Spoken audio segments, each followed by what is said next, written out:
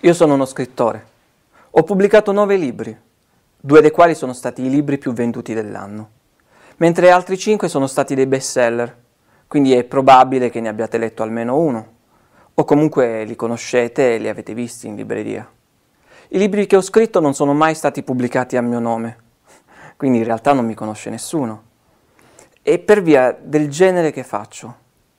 Nell'ambiente nessuno di noi è riconosciuto come scrittore, anche se non vendiamo male e guadagniamo abbastanza bene. Non esiste un nome vero e proprio per quello che facciamo.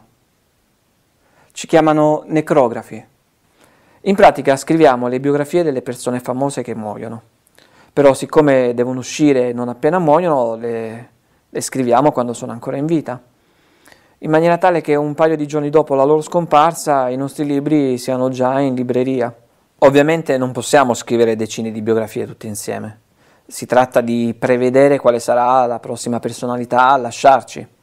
E più spesso ci riesci e più probabilità hai di affermarti come necrografo. Non si tratta di andare a caso. Bisogna seguire le vite dei personaggi famosi, bisogna cercare di capire quali sono i loro vizi, entrare nelle loro vite private. Io ad esempio ho una schiera di informatori che mi tiene sempre aggiornato su ciò che fanno e nascondono i VIP.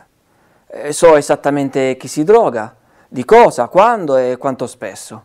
So chi pratica delle attività pericolose e chi ha avuto delle malattie gravi di recente. E sostanzialmente sono in grado di prevedere chi ha più probabilità di morire. Ovviamente per il resto si tratta di intuito.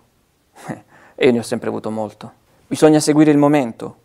Come dire, magari stai lavorando a una biografia quando poi ti trovi a scoprire qualcosa su qualcun altro e allora ne inizi un'altra, magari contemporaneamente ne inizi un'altra ancora, poi riprendi la prima, lasci la seconda, insomma bisogna saper saltare da una biografia all'altra in base alle necessità. Ovviamente non mi occupo solo delle persone dello spettacolo, ma anche di politici e imprenditori particolarmente noti. Per quanto riguarda gli sportivi, lì il discorso è diverso.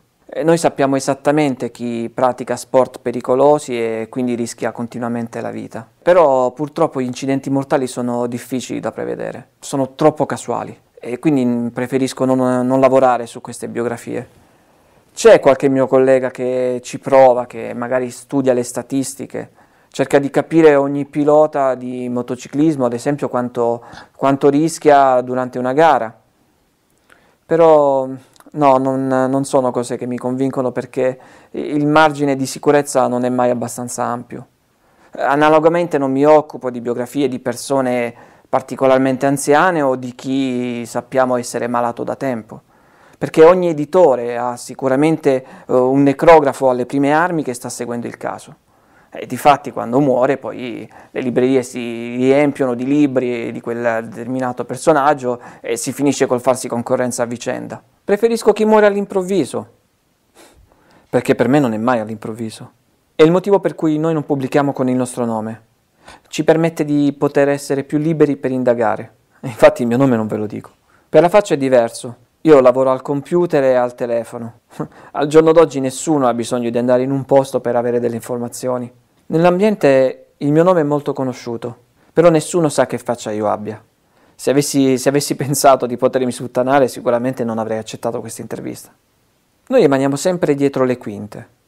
Fa parte del nostro mestiere. Sì, ho capito. Ok. Hai parlato con i medici? Dove lo hanno portato? Ah, ok, perfetto, ottimo. Senti, no, non ti devi preoccupare, lo sai, di me ti puoi fidare. Tranquillo. Sì. Chi c'era lì? Poi che altro c'era? Ah, ok, va bene.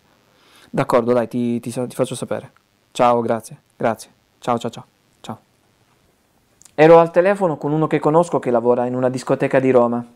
Ieri sera un attore italiano di poco conto, ma particolarmente noto, è collassato nel suo vomito in seguito a un cocktail di pillole e alcol.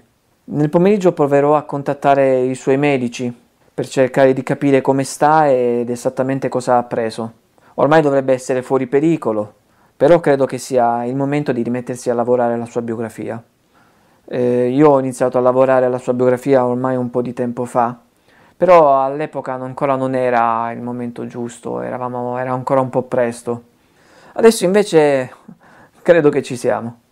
Al momento sto lavorando a 5 biografie. 2 sono già finite.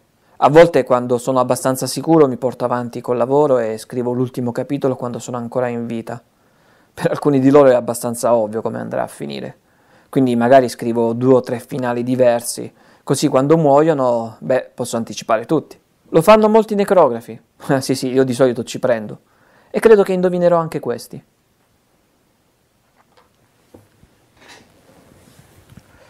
Tutto il mio lavoro lo svolgo in questa stanza.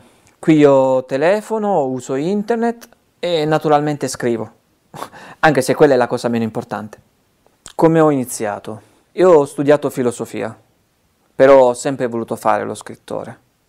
E per cui subito dopo la laurea, ormai diversi anni fa, ho scritto una biografia su Nietzsche. Poi l'ho inviata a tutti gli editori che conoscevo. Ovviamente non mi ha risposto nessuno. Quando poi ho iniziato a perdere la speranza, mi contatta un editore e mi dice guarda, una biografia su Nietzsche scritta da te non la leggerebbe nessuno perché sei uno sconosciuto, però scrivi bene e ci sarebbe questo famoso cantante che sta per morire. Tu mi scrivi una biografia su questo cantante, io poi la pubblico con il nome di un altro, magari uno famoso, e vediamo come va. Tu nel frattempo ti fai le ossa. Io dissi di sì e la scrissi. Loro la pubblicarono e andò abbastanza bene.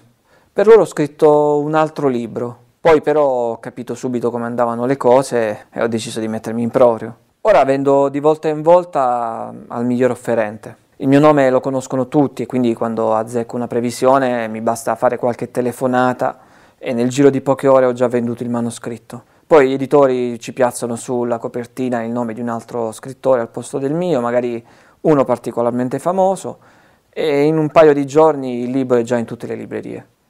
Dipende da quanto è famoso il protagonista della biografia.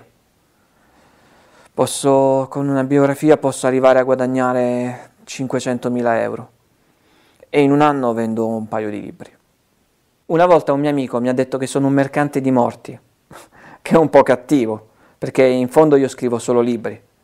Però sarei un ipocrita se non ammettessi che in fondo è un po' vero, perché gli editori non vendono il mio libro, e nemmeno il suo autore, chiunque esso sia, come si fa con gran parte della letteratura di consumo. Vendono il morto. E non basta capire chi sarà il prossimo morto. Bisogna capire chi sarà il prossimo morto a vendere bene. Perché il mondo è pieno di persone a cui sembra non fregare niente a nessuno. Poi invece però quando muoiono all'improvviso tutti si scoprono suoi ammiratori e diventano degli eroi. Ecco, se riesci ad azzeccare questi, allora sì che puoi stare tranquillo perché hai fatto tombola e sarai sicuro che potrai vendere bene. La mia non è speculazione su chi muore. Se riesco a guadagnarci qualcosa è perché sono bravo in quello che faccio. E poi soprattutto perché la gente continua a comprare i miei libri. Se smettessero di comprarli io smetterei di scriverli. Mi chiedono sempre perché noi necrografi ci nascondiamo. È vero, sì, noi lavoriamo nell'ombra per poterci muovere più tranquillamente, però noi non ci nascondiamo. Se qualcuno mi chiede che lavoro faccio, io glielo dico tranquillamente. E tant'è che adesso sono qui davanti a voi. Non siamo noi che ci nascondiamo. È il mondo che fa finta che non esistiamo e che cerca di ignorarci. Non so perché. Forse perché siamo la cosa concreta più vicina alla morte. Sappiamo esattamente chi sarà il prossimo a morire, di cosa morirà e soprattutto sappiamo quando. E questo spaventa un po', perché la morte spaventa la gente e quindi ci rifiuta e finge che non esistiamo.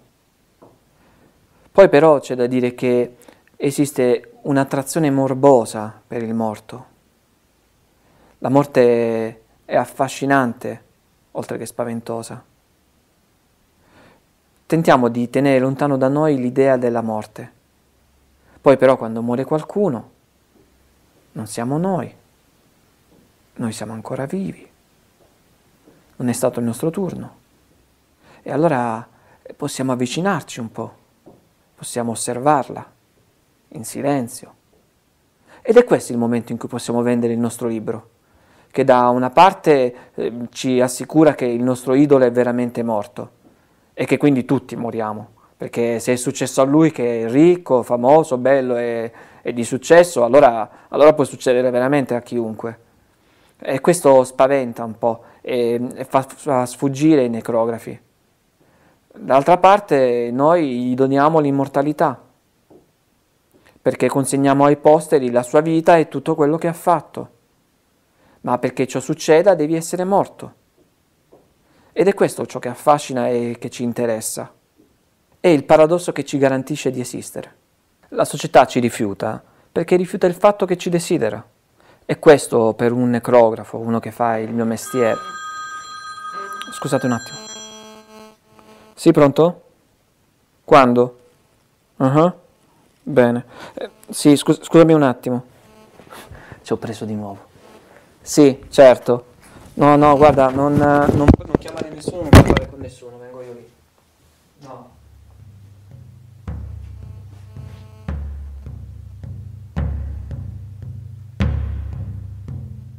Taglia.